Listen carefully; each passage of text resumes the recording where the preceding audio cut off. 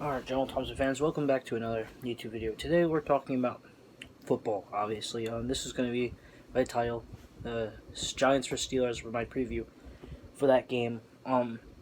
Which case I'm just going to go over a few things, make it seem a little bit, pretty much just my prediction of what the Steelers, pretty much my overall overview of the season, not really the season, more of the Steelers as a whole, and what they have to do in order to beat New York. And pretty much just the overall, pretty much the matchup. In that case, let's just begin off by saying that, yep, season's finally back. I'm recording this today, which is not Tuesday. I wish it was Tuesday. I'm recording this today, which is Sunday. Yep, Sunday games are continuing. The game is tomorrow, in MetLife, and we're just gonna say that. So when I think of the Giants, the only thing I can really think about is Saquon.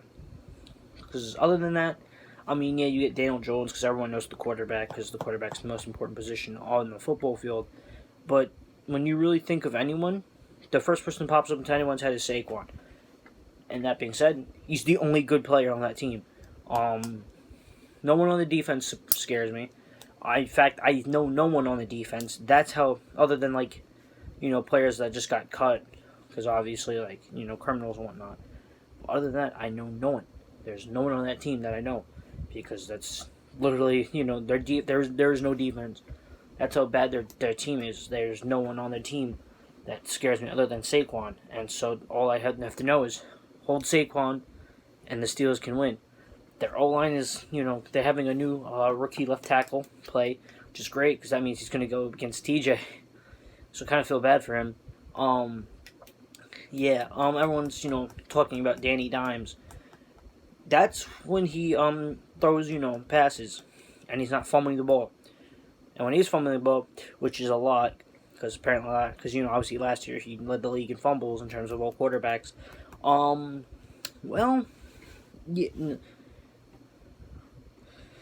Pretty much saying, probably he's going to end up fumbling a lot in this game. In fact, I'm saying he's going to fumble 4 times. A big 4. Mostly, and I think he's going to throw 2 picks. Because I feel like the pressure, because the Steelers defense has the best. They have the best front 7 of all of the NFL currently. They've probably had the best front 7 for the past maybe 3-4 years now. Or at least in terms of pressure. They've, obviously led the league in sacks, for the past 4 years. So, you actually have to have a good front 7 to do that. And, which is going to cause pressure, which is probably going to cause Danny Dimes in his second year to throw, picks, because he's not at that veteran, not pro. He's still, he's a pro if he's playing the pros, but he's not at that level where he would go and, it's not like a Big Ben, Tom Brady, or Aaron Rodgers, who's at that veteran position where they can throw the ball away. He may try to squeeze these balls into some tight positions, leading for a Minka to come in and swoop in and get a pick, which would obviously help the Steelers. And then obviously he's going to fumble a lot because, he led the league in fumbles, so it would make sense. And our front 7 is just going to come in and get those. That's about it. If they really the Giants want to win, they have to stop the Steelers' offense, which they probably can, considering that Big Ben's going to be rusty after not playing a year. And the Steelers' offense, the wide receiver core isn't the best. It's a bunch of number 2s, if you ask me. A running back core, James Conner is very underwhelming, I guess you could say. He isn't playing the potential, because he can be a good running back. He's just not healthy. And that's his problem, is staying healthy. He can't stay healthy, so he can't play good. And which pretty much means you have to put a second-year Benny Snell in at running back, which I'm be down for. Honestly, put him in there, see what happens. Could be good, beneficial. He could also not. You don't know yet. It's kind of about it.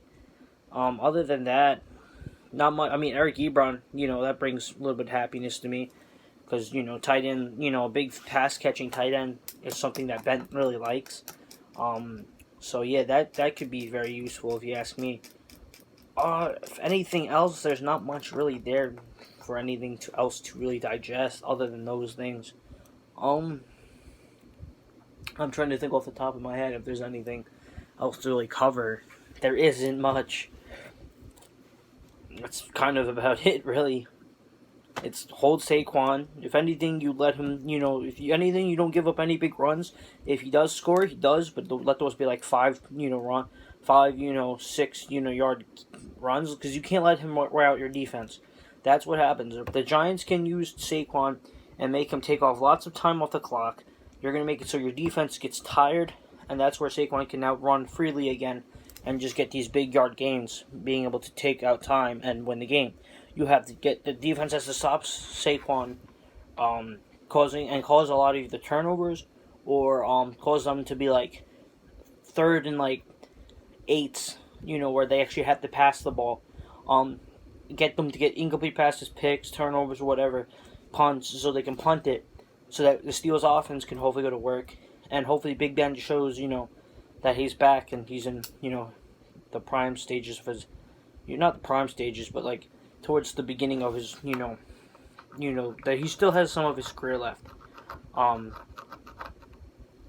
That's kind of really about it. There's not much else I can really say about it other than that.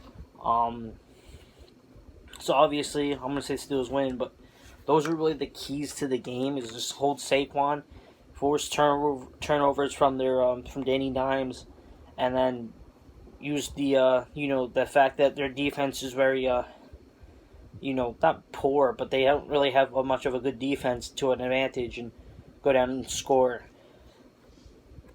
Other than that, that's about it. So yeah, this is going to be Joe Thompson. Remember, subscribe, tell your friends, comment below what you guys think, and yeah, this is going to be Joe Thompson saluting off.